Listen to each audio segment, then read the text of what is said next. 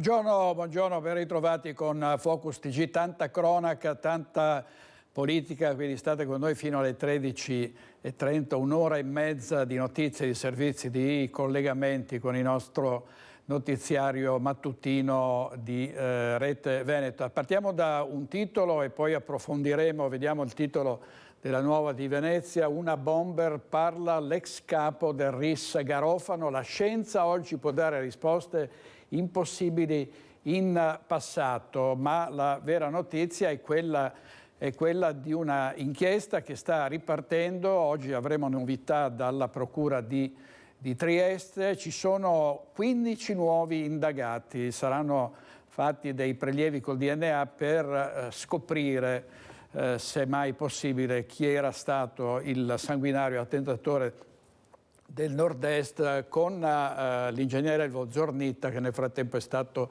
scagionato. Ma adesso andiamo sulla cronaca. Purtroppo un altro incidente sul lavoro, un uomo travolto dalla motozappa è morto. Andiamo a Bassano del Grappa da Vanessa Banzato, a Rossano Veneto da Vanessa Banzato. A te Vanessa.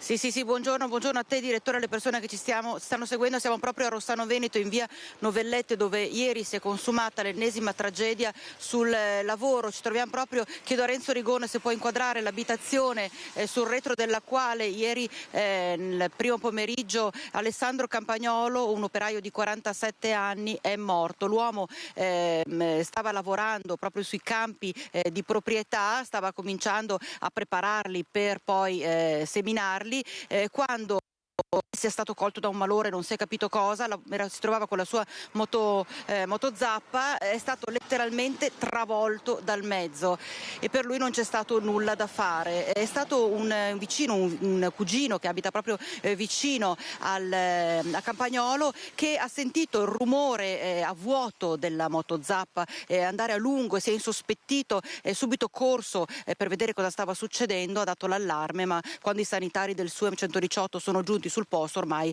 non hanno potuto far altro che constatare il decesso di Alessandro Campagnolo. Alessandro Campagnolo, io mi trovo assieme al sindaco di Rossano Veneto, Marco Zonta. Alessandro Campagnolo era molto conosciuto in paese, era una persona sì riservata, ma diceva il sindaco poco fa una buona vita sociale, insomma era ben inserito nella comunità. Sì, innanzitutto buongiorno. Alessandro era quello che tutti noi definiremmo un bravo ragazzo, aveva sicuramente un buon giro d'amicizie, aveva le proprie passioni, una grande passione per la terra, per l'orto, che poi è stata purtroppo quella passione che l'ha portato all'incidente di ieri. Tra l'altro neanche 2 anni fa Alessandro Campagnolo aveva perso la mamma e quindi adesso lui viveva con un fratello che ha una ventina d'anni più di lui. Sì, un fratello con cui viveva assieme e poi c'è anche una sorella che però non vive qua, non abita qua e che tra l'altro adesso ho letto anch'io che sembra sia all'estero perché sta andando a trovare la figlia in Spagna, se non ho capito male. Sì, una tragedia totalmente inaspettata e ancora una volta torna sotto i riflettori la questione di questi incidenti con esito purtroppo mortale sul lavoro mentre si sta lavorando. Sì, purtroppo sì, questo qua a dire il vero non era un lavoro che era un lavoro misto a passione, però sono quei gesti che magari riteniamo, che facciamo spesso, che quelle azioni che facciamo di continuo, su cui ci sentiamo sicuri e che poi magari sono proprio quelle che invece quella volta che qualcosa va male o semplicemente magari ci sentiamo male, ci succede qualcosa, possono portare all'incidente o come in questo caso ad una tragedia. Tra l'altro era dipendente di un'azienda di Castione di Loria. Sì, lui non lavorava qui a Rossano, lavorava a Castione, però ripeto era conosciutissimo, aveva molti amici qui a Rossano, anzi aveva gli amici qui a Rossano e io stesso l'ho visto, che lo conoscevo di vista, non ci frequentavamo spessissimo, però mi è capitato di vederlo e ci siamo salutati la settimana scorsa davanti al municipio. Ecco direttore, abbiamo sentito l'ennesimo incidente purtroppo con esito mortale sul lavoro. Come ha sottolineato il sindaco, molte volte purtroppo è magari mi passi la superficialità, ecco, passatemi il termine, con cui si affrontano certi lavori per l'abitudine tante volte. Adesso c'è da capire, ovviamente cercheranno di capire se invece sia stato colto da un malore, di conseguenza insomma le cose cambierebbero decisamente la questione. Per il momento da Rossano Veneto è tutto, direttore, se non hai domande ti ricedo la linea. Grazie molte Vanessa, grazie al sindaco di Rossano Veneto. Era capitato qualche settimana fa, ricorderete, a Riese Pio X c'era stato un altro incidente, un operaio morto travolto da un muletto, ogni tanto si rovesciano i trattori, davvero. Anche qui siamo su un versante che continua ad essere più che allarmante, ma non pare che non ci possano essere per ora dei rimedi. Almeno i roll bar sui trattori potrebbero metterli. E vediamo, a proposito di incidenti sul lavoro, Corriere delle Alpi, ecco l'altra notizia, un boscaiolo di 40 anni al lavoro con il fratello, chi è la vittima dell'incidente in Val Visdende. È un operaio bosniaco di 41 anni, è successo nel comune di Santo Stefano di Cadore. L'allarme al SUEM 118 è giunto intorno alle 14:10. Secondo una prima ricostruzione l'uomo sarebbe stato colpito a morte da una corda staccatasi in un cantiere. Sul posto con l'elisoccorso sono intervenuti i tecnici dello Spisal dell'ULS 1 Dolomiti e poi ovviamente i carabinieri. Purtroppo sempre incidenti stradali, paura l'altra notte a Rosà dopo che un'auto si era schiantata contro un muretto di una casa, ferita una sedicenne estratta dall'abitacolo dai vigili del fuoco. Sono ancora al vaglio degli inquirenti le cause dell'incidente stradale avvenuto domenica poco prima delle 3:30 lungo via Sacro Cuore a Rosà. Salva per miracolo una ragazza di 16 anni rimasta gravemente ferita con traumi e fratture in più punti del corpo dopo che l'auto su cui viaggiava, condotta da un ventenne di Marostica, ha sbandato. È andata prima a sbattere violentemente contro il muro di recinzione di un'abitazione per poi rimbalzare sull'altro lato della strada e terminare la corsa contro un lampione. Fortuna ha voluto che in quel momento non stesse transitando alcun veicolo.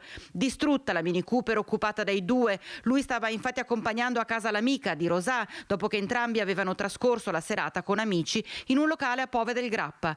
Necessario l'intervento dei vigili del fuoco arrivati da Bassano per estrarre la ragazza dall'abitacolo. È stata trasportata con l'ambulanza del SUEM 118 al San Bassiano, dove è stata sottoposta a un intervento chirurgico. Illeso il giovane alla guida, sul posto i carabinieri che hanno deviato il traffico ed eseguito i rilievi di rito. E 3 feriti in un altro incidente a Bagnoli di Sopra. Poteva andare molto peggio in questo caso. È successo dopo uno scontro tra 2 auto. L'incidente questa mattina verso le 7 tra 2 auto a Bagnoli di Sopra, nella Bassa Padovana. 3 i feriti. A scontrarsi 2 automobili lungo via Vittorio Emanuele. Nella carambola uno dei 2 mezzi è finito nel piccolo canale di irrigazione che costeggia la strada. L'altra vettura ha impattato invece contro un platano sul ciglio della carreggiata. Nonostante le contusioni riportate, tutti e 3 i feriti sono riusciti ad uscire dai mezzi da soli e sono stati soccorsi dai sanitari del SUEM 118 che li ha trasferiti in ospedale a Schiavonia in codice giallo. Per mettere in sicurezza i mezzi e l'aria sono intervenuti i vigili del fuoco di Rovigo e di Piove di Sacco con 4 automezzi, tra cui l'autogru. La polizia stradale ha eseguito i rilievi per ricostruire la precisa dinamica dell'incidente. Servizio di Francesco Rattai, sono ancora necessari gli appelli alla prudenza, a non usare il cellulare, a non percorrere ad alta velocità strade, soprattutto le strade provinciali, ma insomma in genere a rispettare i limiti di velocità invece di prendersela con gli autovelox. Si chiamava Loredano De Bei, l'83enne che è morto nel tragico incidente a Chioggia. L'anziano è stato travolto e ucciso da un camion della raccolta rifiuti Veritas che stava facendo retromarcia. Il mezzo stava operando presso un cassonetto dei rifiuti collocato tra la sede del comune e un ristorante. Alla guida, riferisce l'azienda, c'era un autista esperto di 50 anni con una trentina d'anni di servizio. Mentre eseguiva la manovra di avvicinamento al cassonetto in retromarcia e controllava l'operazione sulla telecamera di bordo. L'autista ha sentito un colpo e si è accorto di aver investito l'uomo, probabilmente sbucato all'improvviso dalla recinzione di un cantiere che si trova in quella zona. L'autista ha bloccato il camion, è sceso e ha chiamato immediatamente i soccorsi. L'uomo respirava ancora, ma successivamente è deceduto. E passiamo alla cronaca nera, alla violenza, alla criminalità. È stato derubato un gioielliere austriaco, è successo a Padova. In auto aveva oro e gioielli per 150.000 euro. 150.000 euro è il bottino che i ladri hanno raccolto derubando un orefice austriaco che si trovava per qualche giorno ad Abano Terme proprio per acquistare i gioielli. I ladri evidentemente tenevano d'occhio il gioielliere che dopo aver acquistato oro e altri preziosi da un collega vicentino per un valore di 150.000 euro aveva lasciato l'auto nel parcheggio dell'hotel. Durante la notte il colpo, forzato il bagagliaio, è stata sottratta una borsa con i preziosi. L'orefice se n'è accorto solo al mattino dopo, denunciando il furto, messo a segno sicuramente da professionisti del crimine. Ora gli inquirenti sono al lavoro per verificare se ci siano immagini di videosorveglianza da visionare. E l'altro giorno la vicenda che ha visto coinvolto un residente storico di Mestre, Giampaolo Conte, che era stato intervistato da Anna Maria Parisi e era sfuggito ad un'aggressione riparandosi in un hotel, e oggi ancora a Mestre. Cosa è successo, Anna Maria? Sì, buongiorno direttore. Secondo tentato assalto qui al patronato di Via Piave 114 nell'arco di sole 24 ore. Il secondo tentato assalto, come possiamo vedere dalla vetrina con le immagini di Sandro Ponchio, sabato notte, o meglio nella notte tra sabato e domenica scorsa, ieri, con ignoti che nuovamente hanno tentato di sfondare la vetrina del CAF, Ufficio Servizi per l'Immigrazione qui di Via Piave. Abbiamo risentito poco fa il titolare del patronato, Gico Bujan, che molto provato ha detto: non riesco neanche a fare denuncia visto che continuo a telefonare in questura e mi dicono che devo prendere appuntamento, ma non riesco a prendere questo benedetto appuntamento. Fatto sta, continua lo stesso, che l'appuntamento è necessario per sporgere naturalmente denuncia, con la quale poi andrà a chiedere al Comune di Venezia il previsto rimborso, così come già detto a più riprese anche dallo stesso primo cittadino, Luigi Brugnaro.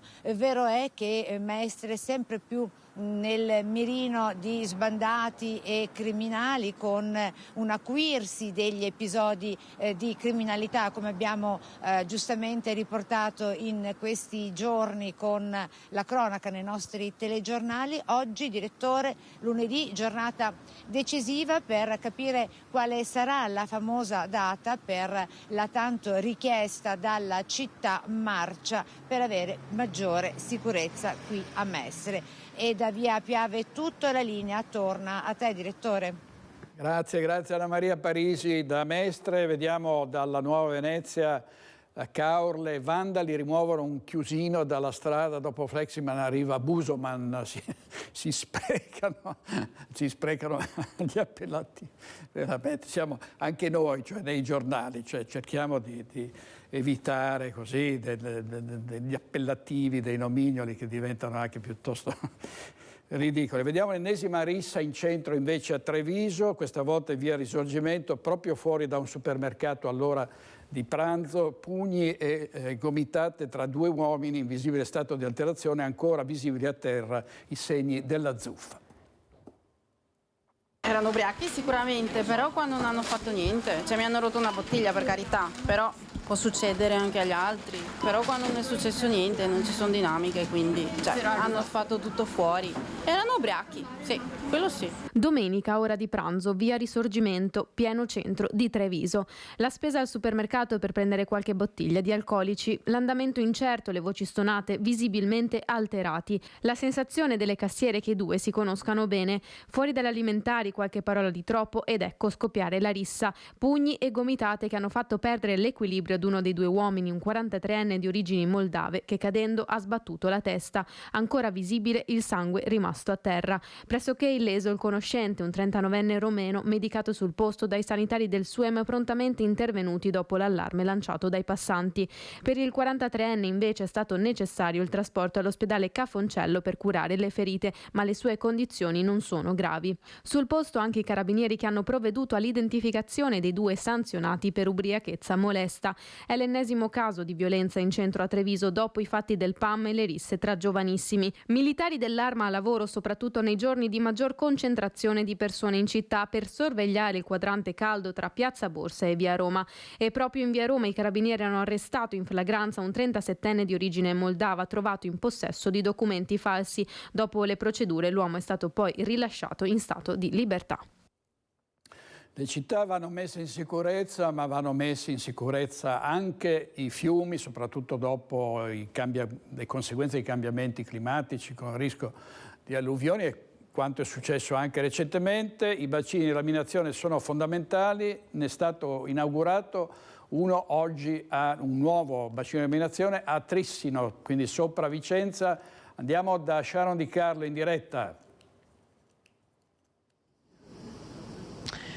Sì, buongiorno a tutti, sono qui in compagnia della sindaca di Arzignano, Alessia Bevilacqua, buongiorno. Buongiorno a tutti. Oggi si inaugura un bacino che ha salvato tantissime città del territorio, ci racconti?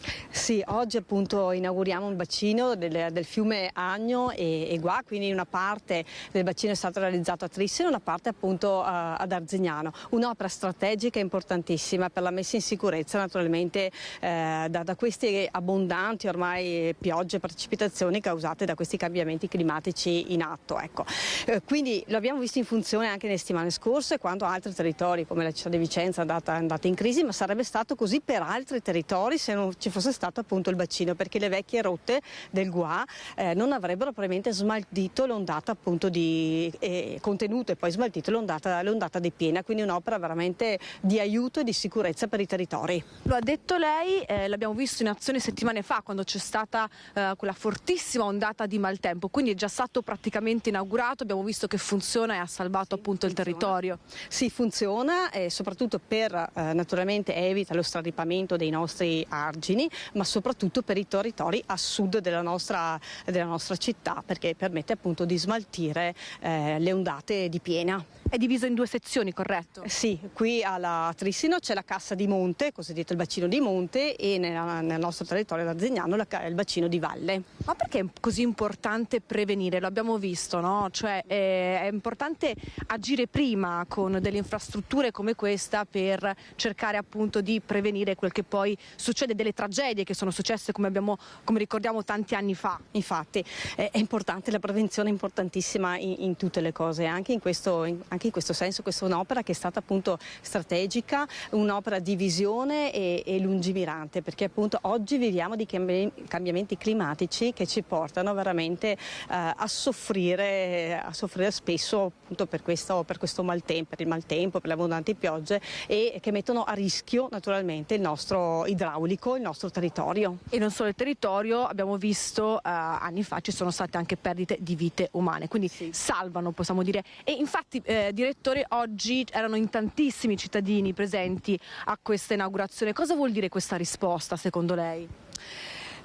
Che è un'opera comunque che è stata realizzata che dà delle risposte, è un'opera che dà delle risposte, e i cittadini si sono resi conto, nonostante magari le preoccupazioni, cioè quando ci sono dei cambiamenti, comunque quando ci sono degli avvio di opere, soprattutto importanti, che vanno a toccare il territorio, possono esserci delle preoccupazioni, però le posso assicurare, anche qui ieri ero qui che camminavo e tanti mi hanno fatto i complimenti per l'opera che è stata realizzata. Poi quando si parla di sicurezza ancora di più naturalmente.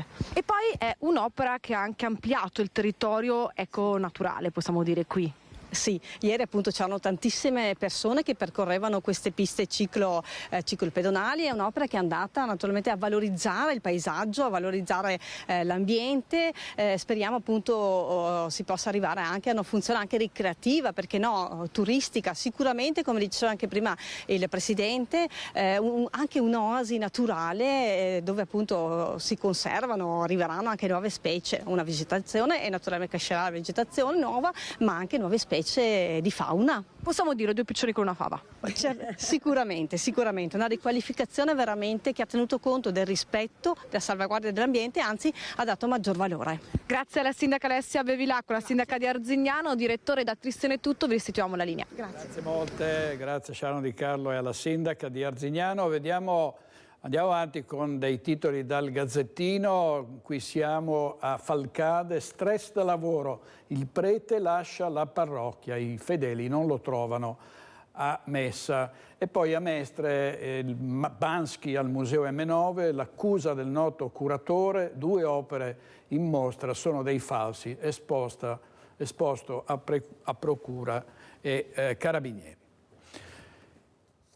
Non ce l'ha fatta la cagnolina lanciata dal finestrino dell'auto in corsa da un delinquente. L'ENPA, la protezione animali, ha detto atto ignobile, ora caccia ai responsabili. Sono fatti gravissimi, ci sono delle leggi che sono state rese fortunatamente più dure rispetto a chi maltratta gli animali. Questo poi è veramente un caso sconvolgente, cioè un animale, una bestiolina buttata fuori dal finestrino come fosse spazzatura. Vediamo. Purtroppo con molto dispiacere dobbiamo dire che la cagnolina è morta questa notte, seguita attentamente dalla clinica che prontamente ci aveva soccorso. Troppo gravi le lesioni riportate alla colonna vertebrale. Non ce l'ha fatta la cagnolina lanciata dal finestrino dell'auto in corsa a Merlengo in via Antiga Sud. Troppo gravi i traumi legati alla caduta. La colonna vertebrale estremamente danneggiata, una cagnolina anziana forse cieca, ma che senza i traumi dovuti alla caduta avrebbe continuato a vivere. La cosa che ci dispiace, al di là della morte, è il gesto infame, perché non ha altri termini che non questo, che ha portato alla morte di questa piccoletta.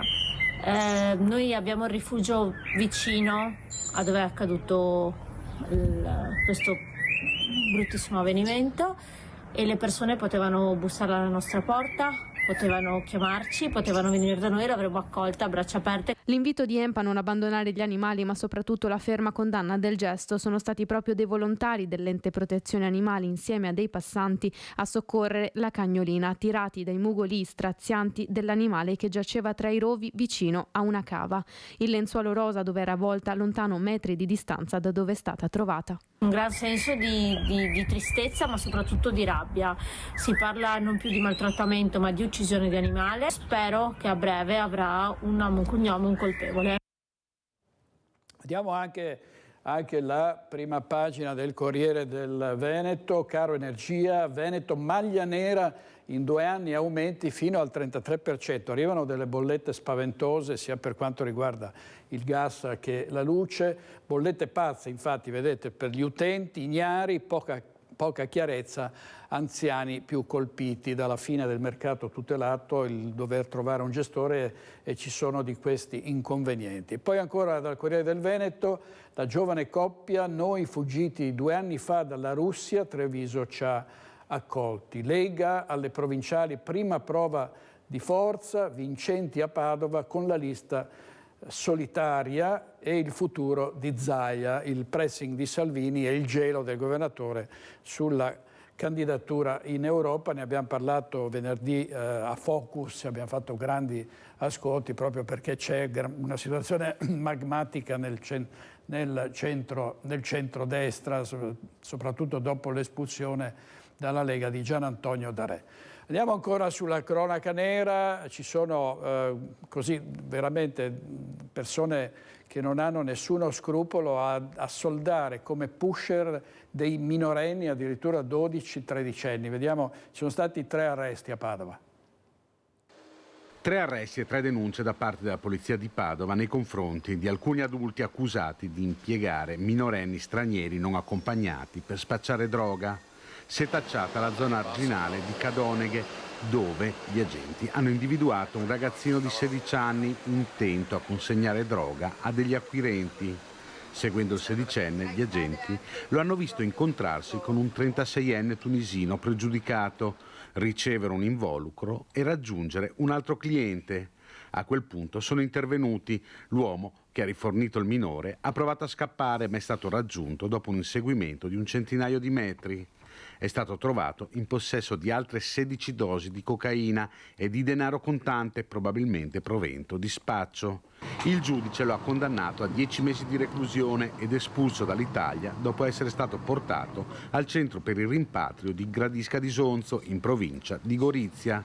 Il minore è stato denunciato e affidato ai servizi sociali del comune di Padova.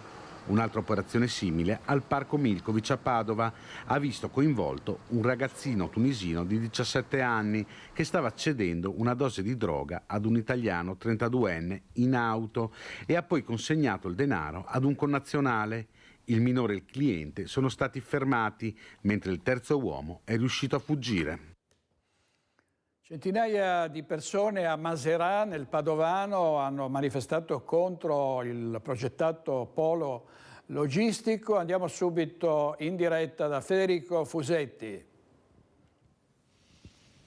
Buongiorno direttore, buongiorno ai telespettatori. È così un polo logistico che dovrebbe sorgere alle nostre spalle. Siamo qui con Federico Cibotto per mostrarvi la zona, ma anche e soprattutto per sentire dalle persone residenti, ma anche dalla politica locale, un po' la preoccupazione su questo, attorno a questo progetto. Riassumiamo quello che è successo sabato, hai accennato a questa manifestazione, vediamo un po' com'è andata, cos'è accaduto, poi ci facciamo raccontare le preoccupazioni per il futuro.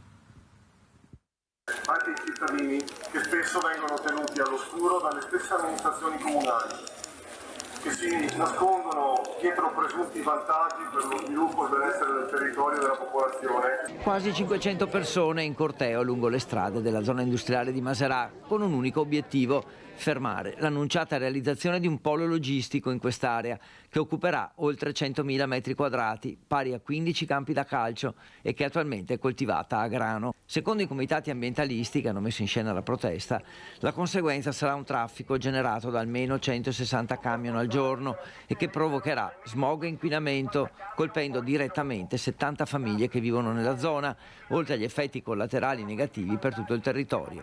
Siamo passati dal tentativo recente di cementificare un'area molto importante paesaggisticamente, che era quella di Montortone, a questo polo logistico che dovrebbe sorgere qui a Maserà. Purtroppo non è l'unico, stiamo parlando di 10 ettari in questo caso, ma a Tribano è in procinto una nuova cementificazione che interesserà 15 ettari di suolo agricolo. L'appello è all'amministrazione comunale di Maserà perché intervenga fermando il progetto, ma anche alla regione. I comitati ricordano che in Veneto ci sono 11.000 capannoni abbandonati e che per consumo di suolo Padova è la prima provincia del Veneto e la regione la seconda d'Italia. Una volta per tutte, ora, sostengono i comitati, che si prenda in mano la questione dei poli logistici e che la politica faccia sentire la sua voce e il suo ruolo. Ecco, avete sentito com'è andata sabato. Chiedo a Luca Bertolina, che insomma è un portavoce di uno dei tanti comitati che comunque si stanno interessando alla vicenda, di cosa siete preoccupati in particolare e cosa si può fare. Di cosa siamo preoccupati? Siamo preoccupati dell'impatto che secondo noi avrà un simile progetto sull'ambiente circostante. Qui si parla di edificare un capannone di circa 42.000 metri quadri con un'altezza variabile tra i 15 e i 18 metri. Per rendere l'idea, le dimensioni del capannone sono tali per cui all'interno ci potrebbe stare Prato della Valle. E si parla di cementificare un'area di circa 100.000 metri quadri, quindi 15 campi da calcio. Siamo preoccupati dell'impatto che questo avrà sull'ambiente circostante, siamo preoccupati per l'impatto che questo progetto e questo edificio porterà sulla vita dei residenti della zona, ma anche in generale dei cittadini di Maserà, perché consideriamo che si parla di un capannone con un'ottantina di bocche di carico. Si stimano 160 mezzi pesanti al giorno che dovranno transitare in una via che al momento non è in grado di supportare un traffico del genere, che transiteranno da strada Battaglia. Questo poi comporterà anche tutta una serie di mezzi più piccoli, furgoni e furgoncini per consegne giornaliere che transiteranno un po' sia verso il centro di Maserà ma in generale in tutte le direzioni. Però sapete che quest'opera si può fare, cioè tecnicamente ci sono, diciamo, non è che potete opporvi a questo? No, di fatto noi non ci possiamo opporre, noi sappiamo che l'area su cui dovrebbe essere costruito questo polo logistico è di fatto un'area edificabile dal 2004. Quello che però chiediamo di tenere in considerazione è il fatto che successivamente al 2004 si è permessa la costruzione di edifici residenziali. In questo momento solo nelle palazzine residenziali vivono una sessantina di famiglie. Che dovranno fare i conti poi con la mole di traffico, di smog, di inquinamento, di rumore, perché qui si parla di un polo che lavorerà 24 ore su 24. Cambierà un po' la loro vita. Elena Coppola è consigliere comunale a Maserà, la politica cosa può fare? Allora, la politica dovrebbe essere messa al centro di decisioni così importanti e impattanti nel territorio. In realtà tutto questo iter progettuale si è risolto in giunta, nel senso che il progetto è stato adottato dalla sola giunta, non c'è stato alcun passaggio in consiglio comunale né è previsto che venga fatto, e adesso stiamo aspettando il responso della regione che per quanto riguarda la valutazione ambientale strategica ci auguriamo che almeno in quella sede la regione faccia tutti i rilievi del caso per quanto riguarda appunto il traffico, lo smog, l'inquinamento da rumore, ma anche il rischio idraulico della zona, perché questa l'abbiamo visto anche settimana scorsa con le forti piogge, è una zona che si allaga facilmente, l'area è 50 cm sotto il piano di campagna della strada e anche nelle relazioni del proponente si dice che dovranno alzarsi di 75 cm, quindi sì, è un'area che è soggetta a rischio idraulico. Dopodiché noi siamo molto preoccupati per il traffico, perché come già accennato questa strada non è adatta a sostenere una mole di traffico come quella paventata dal progetto. Ce la mostra Federico, la strada, Federico Ciubotto. È interessante sapere che lo studio di impatto viabilistico si basa su dei rilievi fatti a luglio, un giovedì e un venerdì di luglio, quindi quando non c'era nemmeno il traffico a pieno regime nell'area. Sulla base, quindi si parte da questi presupposti e poi sulle stime del proponente, perché quest'area sappiamo che c'è una società che appunto ha presentato il progetto, tra l'altro il progettista è l'architetto Maurizio Conte, ora candidato a San Martino di Lupari, lo stesso che si oppose nel 2004 all'espansione della zona produttiva. Comunque non sappiamo chi sarà poi il vero utilizzatore di quest'area. Ci chiediamo quindi come sia stato possibile stimare il traffico effettivo della zona. Bene, grazie, anzi bene, non molto, ma noi torneremo a parlare di questo. Direttore, ti restituisco la linea. Grazie molto a Federico Fosetti e ai suoi ospiti. Vediamo notizie dal giornale di Vicenza appena pubblicate. Inserisce droga fuori dalla discoteca, un 17enne in coma al San Bortolo. E poi la falda, crisi senza fine, stiamo consumando troppa acqua. Anziani solo in casa, doppio salvataggio, lui incosciente, ultra ottantenne riversa a terra. Urgono posti letto, la proposta, sfruttiamo l'ex ospedale di Schio. Chiudiamo con 90, gratta e vinci, maxi vincita da 500.000 euro. Adesso andiamo a Conegliano, dove purtroppo c'è stato un altro gravissimo incidente. Un 14enne in moto si è scontrato ad un incrocio con un'auto e in condizioni molto gravi. In diretta Daniela Sizzia.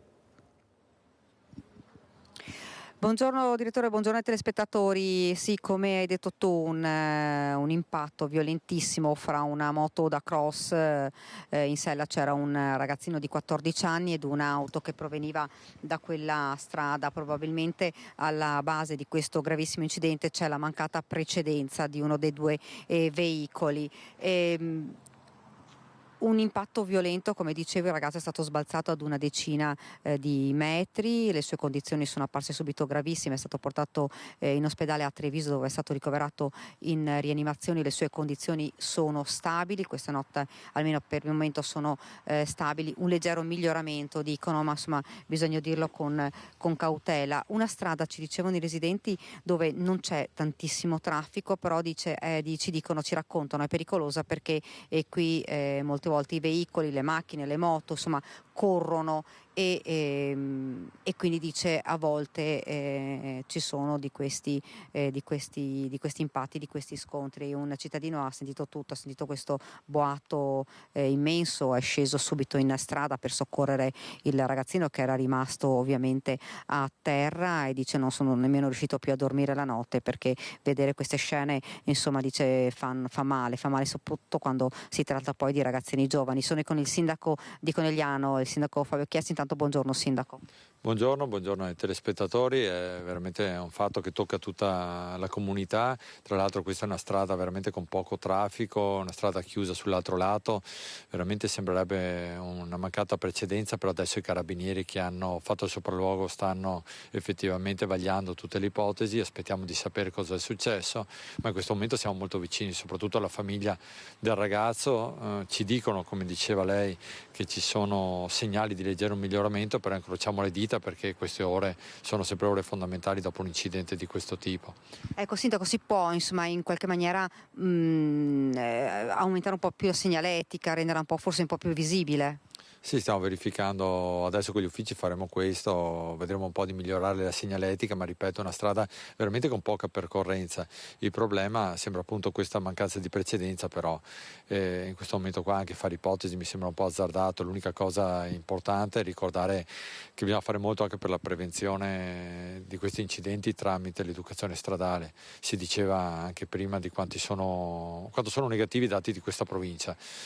A parte la città di Conegliano dove gli incidenti sono diminuiti del 30%, ma soprattutto sulle arterie principali c'è molto traffico, la gente corre e non ci si rende conto magari anche di quanto danno si può creare a se stessi e agli altri. Per questo insieme al Presidente della Provincia, insieme agli altri sindaci, stiamo ragionando per aumentare ancora di più ciò che mettiamo a disposizione per fare sicurezza stradale nelle scuole, perché penso che è da lì che si debba partire per evitare tutta una serie di incidenti. Grazie sindaco, grazie davvero. Direttore, faccio vedere, probabilmente la moto veniva proprio da questo senso, in questa strada, che fra l'altro è una strada chiusa, che quindi non, però probabilmente sono saliti in quella stradina lì, dice molte volte le moto fanno questo giro, poi ha imboccato questa strada, l'impatto è avvenuto qua perché insomma c'è ancora il residuo dell'olio della moto e lui è stato sbalzato più in là, insomma cittadini che davvero sono sotto shock, ci hanno raccontato proprio poi dell'arrivo di carabinieri, delle ambulanze, insomma una scena dice che mai vorremmo vedere e che mai avevamo visto in questa zona, una zona dove, come abbiamo detto, adesso ci sono davvero parecchie auto, però in realtà di sera, soprattutto come ieri sera quando c'è stato l'incidente, c'è poca circolazione di auto.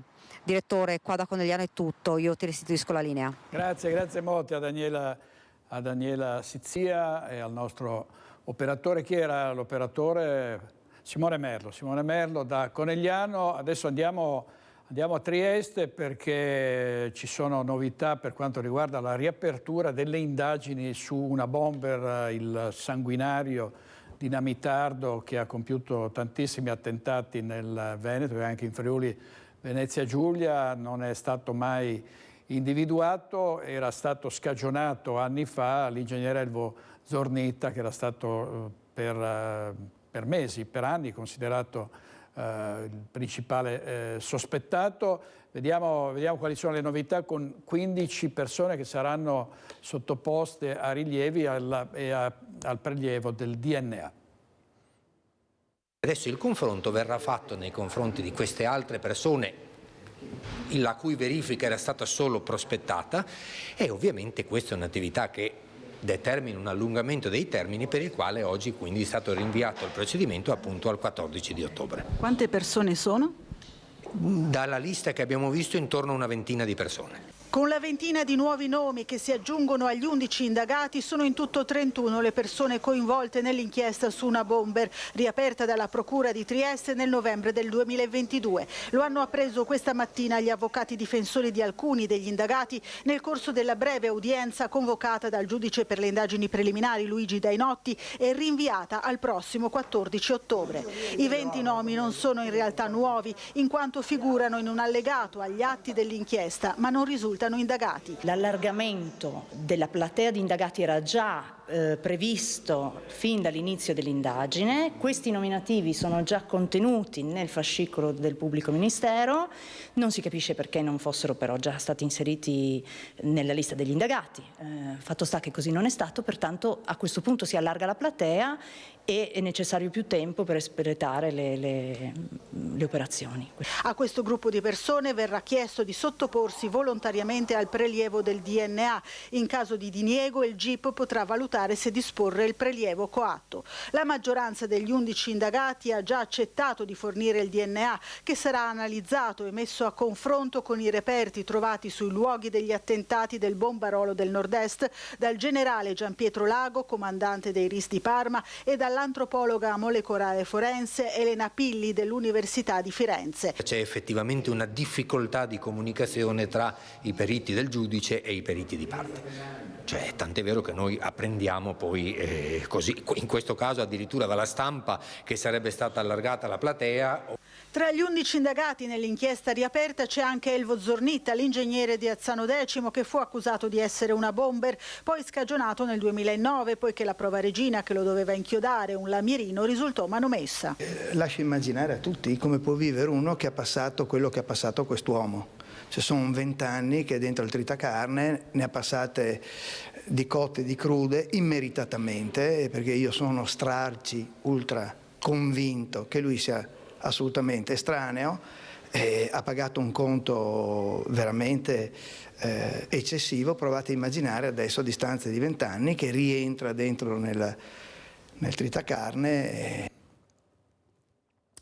E 9 anni fa Elvo Zornitta venne scagionato da tutte le accuse e noi andammo a trovarlo, sentiamo cosa ci aveva detto in quell'occasione. Per molti era il mostro, l'ingegnere Elvo Zornitta, messo all'angolo dall'indagine dei processi, era stato definito una bomber, la mente malata, che aveva colpito una trentina di volte a nord-est fino al 2006, sull'asse Pordenone-Porto Gruaro-Lignano. Poi finalmente l'archiviazione con la condanna di un poliziotto accusato di aver manomesso una prova. Per l'ingegnere inizia una nuova vita, ma anche per la moglie, che finalmente racconta la sua verità. Lei è sempre stata al suo fianco senza incertezze, al fianco di quello che era sospettato di essere una bomber, un sospetto che la donna non ha mai avuto. Non l'ho mai avuto. Noi ci conosciamo ormai da 28 anni, ma guardi, mai assolutamente, lui è sempre a casa con me. Il momento più brutto nel 2006, quando alcuni giornalisti attendono la coppia una domenica mattina dopo la messa, affermando che era arrivata la prova regina che lo avrebbe inchiodato, e per Maria Pellegrini è come una pugnalata. E non ci credevo, non era possibile che fosse uscita tutta questa storia che completamente avulsi da tutto ciò che può essere vero, insomma, era tutto inventato. Per fortuna la signora Zornitta non ha ripercussioni negative sul lavoro, a differenza del marito. È un'insegnante ed è convinta che tutti a scuola non avessero dubbi sull'innocenza dell'ingegnere. Sia da parte delle colleghe, sia da parte dei genitori, che comunque sapevano quello che succedeva, ho sempre avuto un ritorno molto positivo, cioè mi hanno sempre visto positivamente. Quanto all'ingegner Zornitta, che chiederà un risarcimento, per lui l'archiviazione è stata come rinascere. È un periodo di pace, di serenità e soprattutto di tranquillità. Diciamo che si sta normalizzando tutta una vita che è stata sbalzata completamente dal suo iter.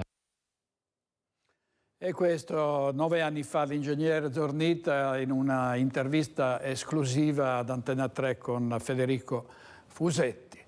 Andiamo sul versante della scuola e spesso i genitori si mobilitano in questo caso per salvare la scuola primaria e secondaria nel Padovano. Sentiamo. Questa comunità di genitori si sta impegnando ultimamente moltissimo, perché purtroppo i numeri degli iscritti che ci siamo trovati, insomma, per il prossimo anno sono bassi, ma in realtà i bambini ci sarebbero e noi ci teniamo che questa scuola continui. L'unione fa la forza, l'impegno di questi genitori sta dando i frutti sperati. Mamme e papà di alunni che frequentano la primaria Luigi Luzzati e la secondaria Marsiglio a Salboro da settimane si stanno battendo per salvare il plesso scolastico dalla possibilità di non avere le classi prime il prossimo anno scolastico. Tante famiglie infatti erano in allarme perché si era diffusa la notizia che a causa di mancanza di iscritti le prime non si sarebbero formate e così avevano iniziato a iscrivere i figli in altre scuole della città. La costanza e la mobilitazione di questi genitori nel diffondere informazioni corrette e coinvolgere le istituzioni sembra aprire spiragli positivi per il prossimo anno. I genitori hanno fatto un'indagine statistica raccogliendo i numeri del bacino d'utenza e cercando di capire i motivi della dispersione degli alunni. Non c'è un calo demografico, non c'è bisogno di correre via, perché abbiamo bambine e bambini sufficienti a frequentare ciascuno degli 8 plessi che oggi compongono il 9. Sono scuole di qualità. Sono plessi di qualità, c'è un sostegno costante, trasversale e sincero verso le insegnanti, verso gli insegnanti, verso tutto il personale che aiuta le nostre scuole. È stato importante sabato incontrare il dottor Roberto Natale, il nostro provveditore provinciale, e l'assessore Cristina Piva, che anche lei tanto si sta dedicando a questa nostra battaglia di sostegno delle nostre comunità. Ci dicono che possiamo raccogliere molti più bambini di quelli che oggi raccogliamo. Il nostro sforzo è lì, è verso questo obiettivo. A muoversi non sono solo stati i rappresentanti di classe, ma un'intera comunità, quella di Salboro, popoloso quartiere a sud di Padova. Oltre 1000 firme sono state raccolte in una lettera alle istituzioni che ha portato ad un incontro con il provveditore agli studi e con l'assessore alla scuola Cristina Piva. Le istituzioni hanno dimostrato interesse a tutti i livelli e quindi la prima primaria sembra che, anzi è sicuro che riuscirà a partire pur con i numeri un pelino risicati. Adesso hanno dimostrato un grosso impegno, un grosso interesse anche per riuscire a far partire la prima secondaria e resistere insomma ancora questo anno in attesa di mettere sul piatto ancora tutto questo impegno perché i genitori ritornino a trovare attrattivi questi plessi che lo sono sempre stati, hanno una grande qualità. I numeri, anche se bassi, ci sono per salvare sia la Luzzati che la Marsiglio, riuscendo così ad agevolare genitori con più figli. La mancanza di una classe infatti avrebbe creato disagi nella gestione e costretto tanti a traslocare in altri plessi scolastici. Servizio di Valentina Visentino, oggi in regia Francesco Ceron e Andrea Basso. Adesso andiamo in diretta a Vittorio Veneto da Lucio Zanato, che vedo in compagnia del presidente della provincia di Treviso Stefano Marcon. Mi pare che continuiamo a parlare di scuole e cantieri. A te Lucio. Buongiorno direttore, buongiorno ai telespettatori di Rete Venta. Sì, a Vittorio Veneto con il presidente della provincia per parlare dell'inizio dei lavori di questa palestra da oltre 4 milioni di euro, dove ci saranno già dalla provincia e dai fondi PNRR 2 milioni e 6, Comune di Vittorio Veneto 550 e poi degli altri fondi. Al di là della costruzione di una palestra importante per la città, per gli studenti, perché ricordiamo questa palestra che è fatta di 196 posti con mi pare 6 addirittura spogliatoi, insomma al di là dell'utilizzo per le scuole che sono qui nel circondario, nel polo scolastico di Vittorio Veneto, c'è anche l'utilizzo da parte della cittadinanza. Però con il presidente della provincia, ma anche il sindaco di Castelfranco, durante il suo intervento, presidente, lei ha detto io dovevo essere quasi un commissario liquidatore, in realtà sto dimostrando il contrario. E la differenza, ho detto, è che ci abbiamo creduto.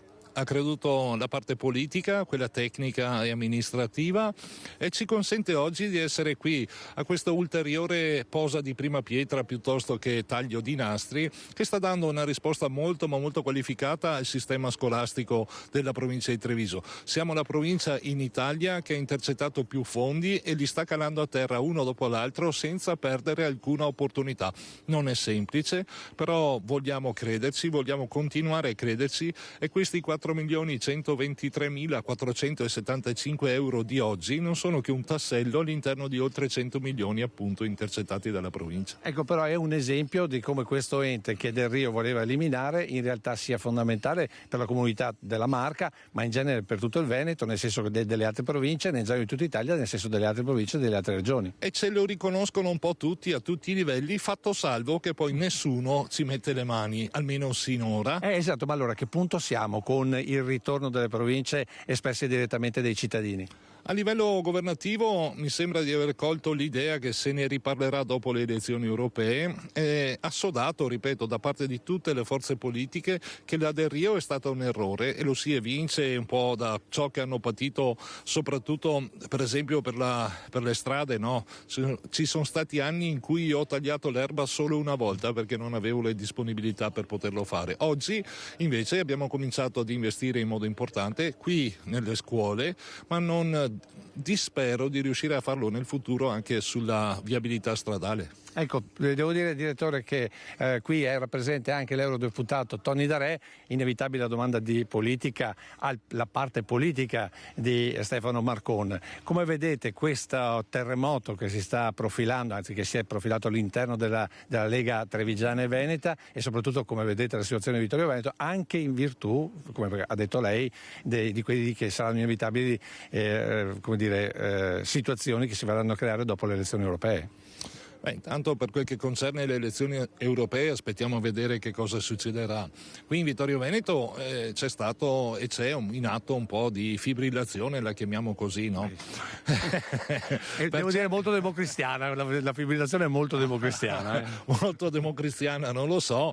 Si assiste a un'amministrazione uscente, un centrodestra che sta dialogando. Tony Darè ha pagato il dazio di un epiteto che non si può ripetere e che non è perdonabile per certi aspetti, ma non si può non ricordare che comunque è stata una pietra miliare della Lega provinciale qui in provincia di Treviso. Però quell'epiteto è sinonimo di un malessere all'interno della Lega, questo arriva da più parti. Sì, però insomma si sta anche parlando un po' per cercare di individuare delle strategie che portino a far sì che la Lega torni ai fasti di un tempo. Io credo che se questo passa per le azioni degli amministratori, e ci caratterizziamo qui a livello provinciale ma a livello veneto per delle buone amministrazioni, dei buoni amministratori che stanno dando risultati, escludendo il sottoscritto, guardando a questo è comunque un risultato di buona amministrazione Lega. Ecco, per ultimo direttore, terzo mandato, Luca Zaia non diventerà più presidente della Regione Veneto, almeno in questo momento, poi il futuro non si sa. Voi come la vedete come amministratori leggermente sotto rispetto alla Regione, la mancanza di un governatore che insomma ha fatto bene? Allora, innanzitutto a me sembra che questa sia una discussione improntata pro o contro qualcuno, e nel caso nostro è Luca Zaia, ma dovesse passare ce ne sono anche altri governatori che nel 2025 sono in scadenza di secondo mandato, tutti che hanno fatto bene. Per quel che concerne ciò che riguarda i sindaci, io dico che è una privazione di democrazia. È già successo che sindaci al primo mandato siano stati mandati a casa, così come succede magari che se ci fosse la possibilità, io credo che ci sarebbero dei sindaci al secondo mandato che possono tornare a fare il sindaco se i cittadini lo votano. E i cittadini, io dico sempre alla squadra che mi sostiene, ci giudicheranno per ciò che abbiamo fatto, non per quel che abbiamo detto. Prevalentemente è questo l'indirizzo che poi anima i cittadini al momento del voto. E se posso, una riflessione di questa norma che è passata per quel che riguarda il sistema province, no? Quando dicono che se uno fa il terzo mandato poi accentra a sé potere, con la norma che è passata, il mio amico carissimo presidente della provincia di Vicenza e sindaco del comune di Montegalda da 3.200 abitanti, potenzialmente può fare il presidente della provincia tutta la vita se non cambiano la legge. Allora, due sono le cose: o le province proprio non contano nulla, conta meno del comune di Montegalda, o se è riconosciuto all'ente provincia una certa accentramento di potere, anche se è una cosa che a me piace poco, accentramento di responsabilità, direi, questo signore può fare il presidente della provincia per tutta la vita. Quindi c'è da metterci le mani, ma non così, perché altrimenti, detto veneto, no? Peso il taconda e sbrego. Se andiamo avanti così e non si prende seriamente in mano la partita delle province, andremo a incanalarci in un cul-de-sac che porterà comunque danno ai cittadini. E come dice il governatore, ragioniamoci sopra. A te direttore. Saluti. Grazie molte a Lucio Zanato e al presidente della provincia di Treviso e sindaco di Castelfranco Stefano Marcon, che avremo presto anche a Focus. E restiamo sulle province, le elezioni provinciali. Sabato consiglieri comunali e sindaci a Padova hanno votato per eleggere il consiglio provinciale, la lista di centrosinistra la più votata rispetto alle 4 del centrodestra che si è presentato diviso. Il centro-sinistra esce vincente dalle elezioni provinciali. La lista sostenuta da PD e Civici è la più votata con il 36%, ma il centrodestra, unendo i risultati delle 4 liste, riesce a conquistare 10 consiglieri su 16. 4 consiglieri vanno alla Lega, il partito di centrodestra più votato con il 27,5%, 2 all'ODC che ha raddoppiato i voti ottenendo il 13,3%, 2 a Fratelli d'Italia che ha ottenuto un risultato non propriamente positivo, fermandosi al 12,3%, e infine 2 a Forza Italia che ha preso il 10,8%. 6 consiglieri invece vanno al centro-sinistra. Ora il presidente Sergio Giordani, che non è stato sottoposto a giudizio del voto perché la sua carica dura 4 anni, dovrà ricostruire gli equilibri politici ridistribuendo le deleghe e soprattutto la carica di vicepresidente. Il consigliere più votato è stato il leghista Daniele Canella, sindaco di San Giorgio delle Pertiche. Canella ha ottenuto 9.200 preferenze. Credo sia stata una bella giornata di democrazia, o insomma quantomeno di semidemocrazia, visto che sapete che io preferirei l'elezione delle province direttamente ai cittadini, però fin tanto che c'è questa legge che le vede a secondo livello, credo sia stato una bella pagina della storia della provincia di Padova, perché comunque con così tante liste e con così tanti candidati si è dato la possibilità a tutti i territori di esprimersi, di votare, la partecipazione e l'affluenza è stata altissima e il risultato che ci consegnano le urne è quello di un consiglio comunale eterogeneo e quindi ampiamente rappresentativo di tutte le sensibilità e anche di tutti i territori della provincia di Padova. I consiglieri leghisti eletti oltre a Canella sono Eleonora Mosco, Stefano Baraldo e Roberto Cruciato. L'UDC conferma Vincenzo Gottardo ed elegge Silvia Libardi. Consiglieri per Forza Italia Valentino Turetta, sindaco di Teolo, e Daniela Bordin. Per Fratelli d'Italia Matteo Cavattone e Luigi Sabattino. Il secondo più votato in termini di preferenze è stato il Dem Alessandro Luigi Bisato, che ha raccolto oltre 8.000 preferenze. Nel centro-sinistra eletti anche Massimo Momolo, sindaco di Battaglia Terme, Stefano Agugiari Stoppa, Paola Martini in quota Partito Democratico, Emanuela Gastaldello, Veneto che vogliamo, e Carlo Pasqualetto di Azione.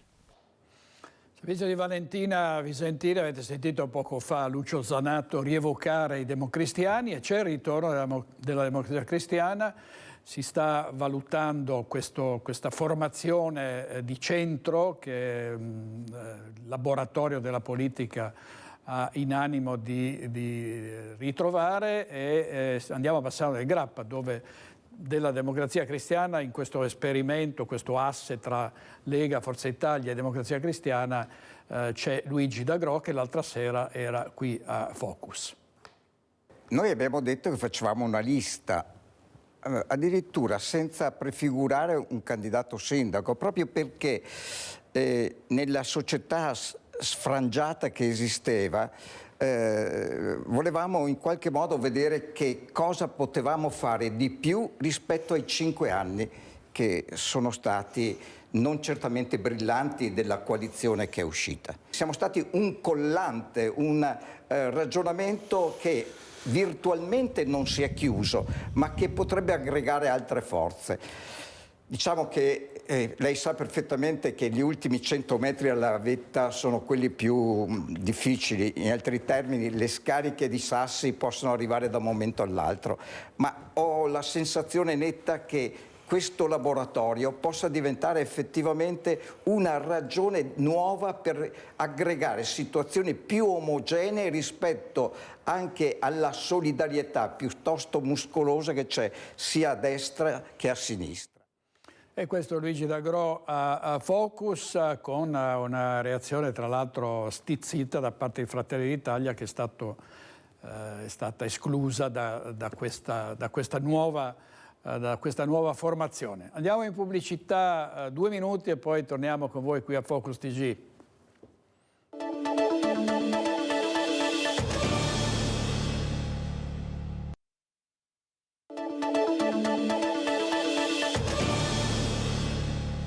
Ancora la politica e torniamo a Vittorio Veneto, dove come a Bassano del Grappa il centrodestra va spaccato verso le comunali, il carroccio verso la candidatura di Giovanni Braido a scapito di Gianluca Posocco. Vediamo. Anche ieri il segretario Stefani ha provato a sistemare le cose anzi ringrazio l'estrema correttezza del segretario Stefani. Poi però ad alcune dichiarazioni del possibile candidato sindaco ha proprio causato, penso, la rottura definitiva. Fallita anche l'ultima mediazione. Il retroscena che non ti aspetti fa capire quanto la partita di Vittorio Veneto pesi nel difficile scacchiere elettorale del centrodestra alle comunali. In questi giorni, financo le ultime ore, il segretario regionale Alberto Stefani ha cercato di ricucire almeno a Vittorio lo strappo politico con Darè, sondando la possibilità di vederlo a sostegno della Lega e del centrodestra con una sua lista civica in appoggio a Gianluca Posocco o in alternativa a Giovanni Braido, l'altro nome che da mesi era sul taccuino prima che il Carroccio sembrasse virare sul delfino di Darè. Ma sarebbero state proprio le ultime esternazioni di Braido contro l'europarlamentare, basta essere succubi di lui, a chiudere definitivamente una eventuale apertura del leghista espulso più famoso. Così come non solo la vicinanza di Posocco a Darè, ma anche le divisioni in seno alla sede vittoriese hanno messo definitivamente in rampa di lancio Braido, già vice sindaco di Giancarlo Scottà per 10 anni, dal 1999 al 2009. Sembra concreto, sembra che la Lega scelga Giovanni Braido. Io sono vicino a Darè, prima di tutto un amico e poi viene tutto il resto. Probabilmente è questo, però insomma va bene così. Amarezza assolutamente no. Me lo aspettavo, sì, non tutta la sede vittoriese era allineata sul mio nome, quindi, ma non c'è, ripeto, alcun problema, sono estremamente sereno. Dunque, sebbene per i vertici provinciali del Carroccio la situazione sia ancora in divenire, la corsa di Darè è tutta da scoprire se teniamo anche presente le sirene di Forza Italia. Solo ieri, ospite di Agrimont, il diretto interessato era Sibillino. C'è chi dice insomma che adesso Vittorio Veneto è suo? No, Vittorio Veneto è di vittoriesi, ci sono tante forze politiche, ci sono tanti candidati, c'è tanta voglia di fare e vediamo. E mentre Fratelli d'Italia ha già messo sul tavolo il nome di Fabio De Nardi, ma i rumors dicono che potrebbero tornare a sostenere il candidato leghista, resta il futuro dell'attuale vice sindaco di Vittorio, che solo qualche settimana fa sembrava il nome unico del Carroccio. Quello che farò io non lo so, sento Tony Darè che intenzioni ha. Io ho sempre detto che io contro Tony Darè non avrei corso, perché prima di tutto contano altre cose. E sinceramente poi sto bene anche a casa, quindi valuteremo il da farsi. Ma su una cosa Posocco è chiaro: dovesse scegliere di restare in gioco e farlo con Darè, sarebbe pronto a subirne le conseguenze politiche. Legacy fuoriuscita dal Carroccio. Le scelte si fanno, cioè non rispetterei la mia persona innanzitutto, i miei ideali, i miei valori, quindi se decidessi di stare con Tony Darè lo faccio soprattutto per quello che mi ha dato in questi anni e per l'amico che è. Servizio di Nicola Zanetti. E Matteo Salvini dal palco dell'Assemblea dei Giovani della Lega ha lanciato la proposta di una manifestazione per la libertà il 25 aprile. Subito la replica, la reazione dell'ANPI provinciale che ha detto è un'idea folle, giù le mani dal 25 aprile. Questa idea di fare questa iniziativa parafascista il 25 aprile da parte di Salvini sia una follia. La vecchia Lega di Bossi almeno un minimo di antifascismo lo aveva. Salvini lancia, ANPI risponde. Non usa a mezzi termini Giuliano Varnier, presidente provinciale di ANPI, nel commentare l'iniziativa del leader del Carroccio lanciata dal palco dell'Assemblea della Lega Giovani a Milano. Giovedì 25 aprile per parlare di libertà, di orgoglio, di lavoro, di futuro, non contro qualcuno. Sarà un segnale molto bello se migliaia di giovani della Lega Giovani si troveranno il prossimo 25 aprile per difendere la libertà a rischio, per difendere una libertà che oggi la burocrazia europea sta mettendo a rischio. Come? Non facendo nulla per bloccare l'immigrazione clandestina. Salvini si rivolge ai giovani militanti, come li ha definiti, lanciando l'ipotesi della Terra del Leone, ovvero Venezia, per il raduno. Una sorta di provocazione parafascista che nemmeno la Meloni si permetterebbe di fare. Certo, giù le mani, il 25 aprile ci saranno grandi manifestazioni in tutta Italia, spero che siano le più unitarie possibili e che certamente certamente non trovi spazio a questa posizione folle. E Salvini anticipa le critiche. Ti chiedono: ma quindi sei antifascista? Sì, fascismo è morto, nazismo è morto, non ci sono più Hitler, Mussolini, non c'è più Stalin. Io sono contro ogni totalitarismo, contro ogni privazione della libertà. Mi pare anche abbastanza una cosa estremamente stupida, insomma il 25 aprile le piazze italiane saranno piene di manifestazioni antifasciste, cosa si mette a fare lui, insomma la caricatura di Mussolini, non lo so, insomma, ma già ci pensa la Meloni a farlo meglio di lui questo mestiere. È ampia la luce della manifestazione proposta dal leader della Lega, pensa se prendere provvedimenti qualora l'iniziativa dovesse concretizzarsi. Poi vediamo, insomma, se prende delle posizioni che sono chiaramente di impronta fascista, prenderemo anche delle posizioni. Servizio di Edi Kaliman, sentiamo altre reazioni sulla proposta di Salvini. Il 25 aprile sarò a celebrare con la mia comunità e quindi come da protocollo sarò qui con la comunità trevigiana. Per il sindaco di Treviso non ci sono dubbi, ma la manifestazione lanciata da Salvini rischia di mettere in imbarazzo più di qualche leghista per la scelta di una data che non è come le altre, soprattutto in quel Carroccio che, anche per mettere in chiaro le distanze con lo scomodo alleato meloniano, si è dichiarato vicino ai valori della Resistenza. Proprio l'anno scorso lo ribadirono a gran voce sia il governatore Zaia che lo stesso Conte. Se non ci fosse stata la guerra di liberazione, oggi noi non avremmo la democrazia. La Resistenza non sia solo storia, ma anche presente e futuro della nostra comunità, che era, è e sarà per sempre antifascista. Insomma, il 25 aprile di libertà dei giovani leghisti contro tutti i totalitarismi e contro l'Europa, proprio in Veneto, sarebbe difficile da mandare giù, vista la concomitanza che non può passare inosservata e che evidentemente Salvini non ha scelto a caso. Poi, insomma, capisco la volontà di stringere i ranghi e rafforzare lo spirito di appartenenza, però il 25 aprile io sarò in piazza. Lapidario il Partito Democratico di Treviso che attacca Salvini frontalmente. È un uomo disperato, cioè talmente preso male che deve continuare a cercare delle occasioni per emergere e per cercare uno scontro per potersi ridare un ruolo che sta perdendo miseramente. Penso che sia una scelta veramente orribile, miserabile, lo dico senza problemi, questo di cercare di distruggere, di svalorizzare una giornata come quella del 25 aprile, che è una giornata che appartiene a tutti gli italiani, a prescindere dalla parte politica. È ripartito in Veneto il ciclo di audizioni sull'indagine conoscitiva sui LEP, i livelli essenziali di prestazione, della Commissione bicamerale per le questioni regionali. Era presente anche il capo della delegazione trattante per l'autonomia, il professor Mario Bertolissi. Sentiamo cosa ha detto.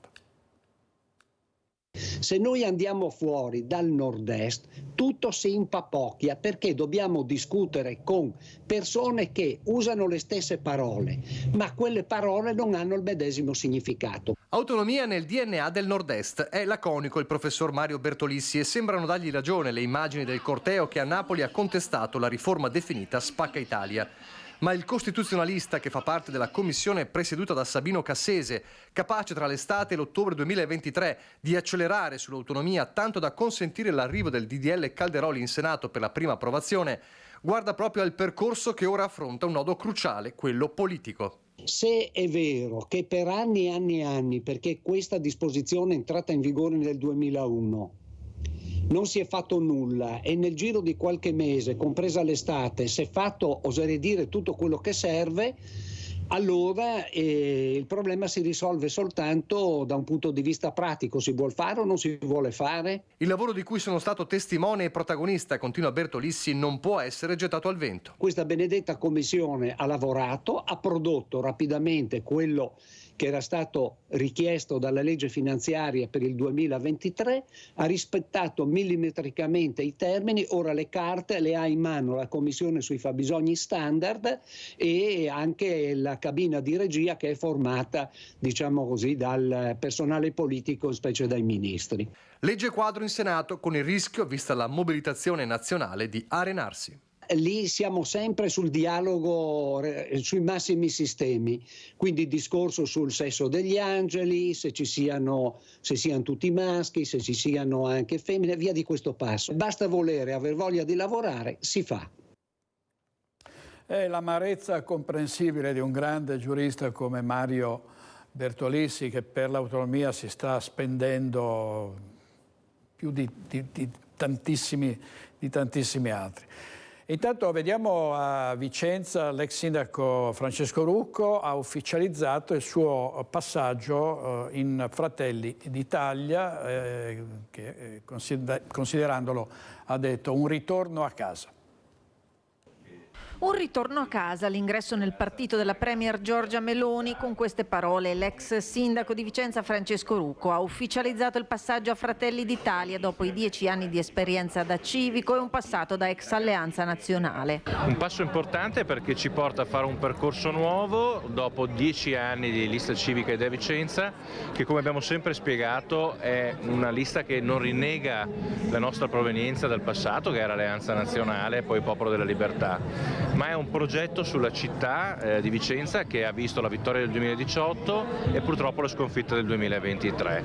Noi consideriamo che questo progetto possa essere ripreso anche grazie a Fratelli d'Italia e alla coalizione di centrodestra, portando avanti quelle proposte e valori che sono tipiche di quest'area politica. Con lui anche gli ex assessori della Giunta Rucco, Simona Siotto e Valeria Porelli, e i consiglieri Valerio Sorrentino e Liliana Zocca hanno ufficializzato il passaggio a Fratelli d'Italia dalla civica Idea Vicenza, che resta con 3 consiglieri comunali. In questo momento noi siamo un'opposizione compatta, quindi non cambia molto. Idea Vicenza naturalmente vede ridotti i consiglieri comunali, ma ci saranno alcuni colleghi che rimangono lì perché Idea Vicenza rimarrà come contenitore civico che porta avanti un progetto per la città. Un percorso politico costruito con la lista Idea Vicenza, poi diventata Rucco sindaco, prima alle comunali per numero di preferenze. Dopo la sconfitta all'ultima corsa elettorale, altre sfide politiche si potrebbero delineare a partire dalle prossime regionali. Io sono a disposizione del partito, come ho sempre fatto, della lista civica prima, oggi del partito di Fratelli d'Italia. Il partito deciderà cosa farmi fare e sono a disposizione. La cosa che voglio fare è ridare ai vicentini, dopo un anno di mandato di amministrazione Possamai, quella diciamo aspettativa positiva che avevano in passato e che hanno perso in quest'ultimo anno. Con Rucco l'onorevole vicentino Silvio Giovine, coordinatore provinciale di Fratelli d'Italia, che raccoglie il testimone. Cambia che quel testimone di responsabilità, di traino del centrodestra che Idea Vicenza ha portato avanti in questi 10 anni, lo raccoglie Fratelli d'Italia. L'obiettivo è chiaro, è quello di cercare di restituire a Vicenza alla maggioranza dei suoi cittadini che noi riteniamo essere elettori di centrodestra. E oltre all'ex sindaco Rucco, anche 4 consiglieri della civica Idea Vicenza hanno ufficializzato il passaggio a Fratelli d'Italia: l'ex assessore alla cultura Simona Siotto, l'ex assessore ai servizi demografici Valeria Porelli, Valerio Sorrentino e Liliana Zocca. Sentiamo ancora Luisa Bertini. Idea Vicenza continua, io personalmente continuerò a far parte di Idea Vicenza. Credo che l'associazione abbia invece una grande opportunità di affiancare comunque i consiglieri comunali, di portare avanti le tante persone che ne fanno parte e di portare avanti quello che era il progetto della città. Io non le vedo come 2 cose in conflitto, anzi proprio come un'opportunità di impegnarsi davvero sul territorio. Non cambiano gli obiettivi, che è quello di lavorare solo per la città, come ho sempre fatto. In Fratelli d'Italia in questo momento credo di essere più utile agli elettori che mi hanno votato, quindi nessuna scelta traumatica, una scelta ponderata ma del tutto naturale. abbiamo scelto di iscriverci anche al partito di Fratelli d'Italia, un partito affine a noi per la politica portata avanti, e riteniamo che sia un'occasione anche per Idea Vicenza, per rafforzare un progetto che potrebbe avere anche un'estensione territoriale maggiore. Ha prevalso la fede partitica, e come ho detto prima il mio impegno ovviamente non mancherà, anche perché ho avuto la possibilità tramite Francesco Rucco, che per me rimane comunque il mio sindaco, di partecipare alle elezioni e di essere in consiglio comunale. Qualche settimana fa il Presidente Zaia aveva annunciato la via del mare, un'arteria che possa facilitare l'arrivo al litorale, da Treviso in particolare, e gli imprenditori del turismo rilanciano dicendo che è un'opera necessaria. Intanto il Comune di Silea ha convocato un confronto tra segretari di partito con l'invito a tutti i partiti politici. Questa è un'opera che serve. Se la politica non trova l'accordo sulla via del mare, i fronti contrapposti restano Regione, insieme a società incaricata di realizzare e gestire l'opera. Contro i 5 comuni che hanno presentato ricorso al TAR, gli imprenditori del turismo non hanno dubbi. Di infrastrutture hanno parlato anche nell'ultimo incontro con il ministro Daniela Santanchè, e a parlare sono i numeri. Se prendiamo il comune di Jesolo e Cavallina, dove abbiamo dai 12 ai 13 milioni di frequentazioni e sono concentrate su 3 mesi, può pensare alla mole di traffico. 8 ore in camper per arrivare a Jesolo da Trento è la denuncia di una famiglia che aveva pernottato, caso che il presidente nazionale Confapiturismo ha portato ad esempio. Servono infrastrutture veloci ed adeguate, pena la perdita di attrattività e credibilità dell'offerta turistica. Io capisco che ci saranno comuni che saranno penalizzati, però in questo momento il PIL del turismo crea il 15%. E se mettiamo in moto anche tutto l'indotto arriviamo quasi al 30%. Infrastrutture definite fondamentali anche dagli albergatori della Marca, domani al voto come candidata a diventare capitale della cultura 2026 con il presidente Giovanni Kerr. Oggi il turismo va e funziona dove ci sono le vie di comunicazione al primo posto e il servizio al secondo posto. Quindi voglio dire, queste sono le cose importanti. Venerdì 22 marzo 2 incontri organizzati a Silea, capofila dei comuni ribelli, invitati tutti i segretari politici, provinciali e regionali dei partiti e dei movimenti che hanno rappresentanza nelle amministrazioni attraversate dalla strada. Invito esteso la sera alle 20:30 a Monastier a tutte le associazioni di categoria che potrebbero in questa partita avere un peso determinante. Servizio di Anna De Roberto, ancora pubblicità un paio di minuti, grazie.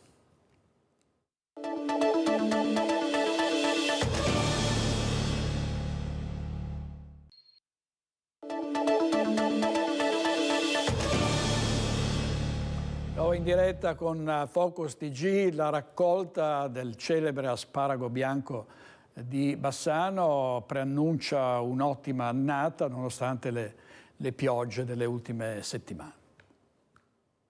Profumo di primavera, profumo di asparago bianco DOC di Bassano, che dopo annate siccitose si sta godendo l'abbondanza d'acqua nel terreno.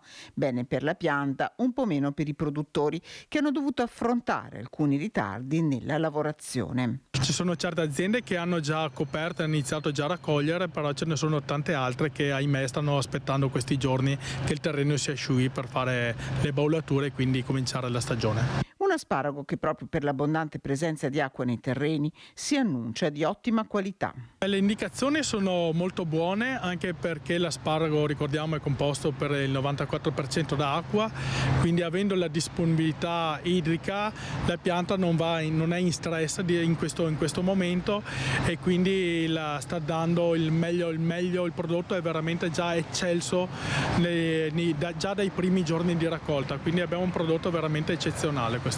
Da San Giuseppe a Sant'Antonio, dal 19 marzo al 13 giugno, questo è il tradizionale periodo della raccolta di un prodotto tra i più apprezzati della terra pedemontana.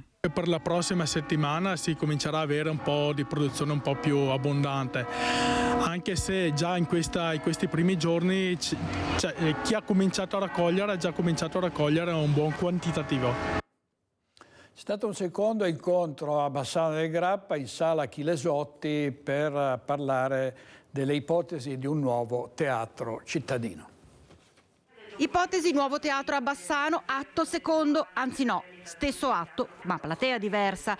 Sì, perché in sala Chilesotti sono state nuovamente illustrate le 3 proposte di teatro in città, questa volta a chi frequenta abitualmente i teatri, spettatori, addetti ai lavori, nonché ai sindaci del territorio che gravita su Bassano. Ricapitolando, ipotesi A, riqualificazione dell'Astra, 21 milioni di euro, B, parcheggio alle piazze, possibilità anche di spazio esterno per concerti e spettacoli, 16 milioni di euro, C, ex caserma Cimberle Ferrari, ex Polo Santa Chiara, 18 milioni di euro. Io credo che tutto sommato arriveremo alla giusta soluzione, che nonostante tutto è sempre quella che il popolo, che i bassanesi vogliono, non sicuramente quella che vogliono le amministrazioni, pertanto una soluzione che sarà voluta dalla gente e per la gente. A questo proposito critica la posizione di Bassano Passione Comune sull'efficacia degli incontri voluti dall'amministrazione comunale e si torna a proporre l'idea del referendum. Non sono state percorse neanche delle ipotesi e delle valutazioni che erano state chieste dopo il primo incontro, cioè quello di valutare anche l'ipotesi di recuperare il progetto che era stato fatto per la sala da ponte. Siccome ritengo che sia importante chiedere un confronto con i cittadini, un ascolto vero della popolazione, devono essere messe sul piatto più opzioni per poi arrivare ad un referendum e un percorso partecipato. Quello che stride agli occhi delle opposizioni è la tempistica in cui si è mossa questa amministrazione, visto che ormai mancano 3 mesi alla fine del mandato. Io l'avevo definita l'incontro precedente un incontro elettorale, ecco, anche questo è un incontro elettorale. Sono 5 anni che c'è questa amministrazione e sono più anni che abbiamo bisogno di un teatro. Bello il discorso del percorso partecipativo, se fatto seriamente naturalmente, però cominciarlo a gennaio degli ultimi 6 mesi, no anzi 5 mesi di amministrazione mi sembra un po' una, non presa in giro, ma mi sembra proprio buttato lì per fare la bella figura di chi cerca di far partecipare la cittadinanza. E torna a Pasqua il trofeo Montegrappa sul cielo di Borso, i migliori piloti al mondo di parapendia e deltaplano pronti a una grande sfida. Attesi 200 parapendie e deltaplani per la 38esima edizione del trofeo Montegrappa. Il cielo dal 27 marzo al 1 aprile sarà tinteggiato da vele colorate per un evento che ogni anno raduna il gota mondiale del parapendio e del deltaplano alle pendici del Monte Sacro alla Patria, per godere di correnti ascensionali uniche a livello europeo, ma soprattutto per sfidarsi in battaglie lunghe anche più di 100 km lungo l'arco delle Prealpi Trevigiane e Vicentine, passando per il massiccio del Montegrappa insignito dal bollino Mab UNESCO. I piloti arriveranno da 20 nazioni diverse, scelti tra i migliori 150 al mondo. Il trofeo Montegrappa si svolge su 5 task, una al giorno. Si tratta sostanzialmente di una gara di velocità. La partenza si svolge in 2 fasi. I piloti hanno circa un'ora per decollare e posizionarsi in cielo vicino alla linea di partenza virtuale. Chi nel minor tempo possibile completa il percorso è il vincitore di giornata. Un indotto da decine di milioni di euro se si pensa che il volo libero da solo vale il 13% del PIL dell'intero comune di Borso del Grappa, considerato dagli addetti ai lavori una sorta di capitale europea del settore. E si è svolto al CMP Arena l'attesissimo Gran Galà dello Sport, premio Stella Giallorossa a Simone Bertoncello e Alessandro Benacchio della società Volley Bassano. Le stelle del firmamento sportivo bassanese più luminose che mai, soprattutto sotto i riflettori dell'attesissimo Gran Galà dello Sport, la CMP Arena. Piccoli e grandi campioni e un unico obiettivo, superare i propri limiti. Che sia un campo da calcio, da basket, da tennis o pallavolo, danza, skate o ginnastica, poco importa, l'importante è mettersi in gioco. Tra i tanti premi e riconoscimenti, il più scintillante, la stella giallorossa, quest'anno conferita a Simone Bertoncello e Alessandro Benacchio della società Bassano Volley, qualificate al primo posto nel campionato europeo Under 17 con la nazionale italiana. Premio merito sportivo invece a Giuliano Grosselle della società NBA ASD per l'impegno e la passione nell'allenare gli atleti delle squadre di Baskin, sport inclusivo dove giocano atleti con disabilità e normodotati. E ora appuntamento all'anno prossimo per tornare a vedere sul palco le nuove stelle giallorosse. Una notizia pubblicata poco fa dal Gazzettino, la vediamo sulla prima pagina del giornale online, è stato consegnato a Reinhold Messner il secondo scarpone del fratello Gunther, morto 54 anni fa sul Nanga Parbat, una tragedia che aveva ovviamente colpito un lutto gravissimo per il grande alpinista. Chiudiamo con Treviso, dove è stato inaugurato il nuovo percorso artistico allestito nelle gallerie delle prigioni di Treviso. Questa mostra nasce per un'esigenza di raccontare i nostri tempi. Abbiamo immaginato di fare questo viaggio, quindi è stata una grande scommessa, quella di immaginare di vedere, di riavvolgere un nastro di storie anche passate, di ritornare in campi e in luoghi ma anche molto dimenticati, perché molti campi sono nati negli anni 60, 70, 80 e non sono stati chiusi, sono ancora lì.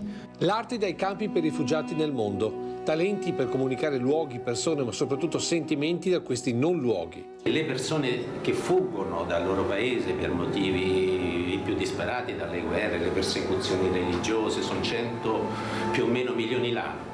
Di questi 30 hanno la fortuna in qualche modo di trovare casa nei campi, più o meno 6-7 milioni rimangono stabilmente nei campi, però sono fenomeni che vanno scissi, quello dei migranti e quello dei rifugiati. E questo è il fenomeno raccontato attraverso le opere che fanno parte della collezione Imago Mundi, in parte esposta nelle gallerie delle prigioni di Treviso. Out of Place, il titolo della mostra, in un percorso attraverso 174 opere realizzate da artisti che vivono o hanno vissuto in campi per i rifugiati. Della realtà di questi campi che vengono ogni tanto chiamati città accidentali, conglomerati urbani ormai. La scoperta straordinaria del progetto è che gli artisti, almeno quelli che siamo riusciti a coinvolgere, sono 162 artisti qui, artisti che vivono adesso nei campi, che riescono a fare gli artisti, che la creatività quindi riesce a trasfigurare questa esperienza. Bangladesh, Kenya, Turchia, Thailandia, Giordania, Uganda sono solo alcune delle nazioni dove continuano ad espandersi i campi per i rifugiati. E il labirinto dell'ultimo piano mostra i volti di alcuni di loro, che hanno utilizzato il talento artistico per fissare su tela la quotidianità di questa tragica esperienza. Come per Laila Ayawi, street artist palestinese che qui dipinge in Un fiore per la vita e in Storie mai viste non solo due esempi di crescita sociale tutta al femminile, ma anche, da un altro punto di vista, la complicata realtà del suo popolo. Io di fatto ho voluto riflettere su un'immagine diversa delle donne nel mio paese, che è molto diversa da quella che viene raccontata oggi dai media. Storie nascoste che proprio per questo ho voluto riscoprire.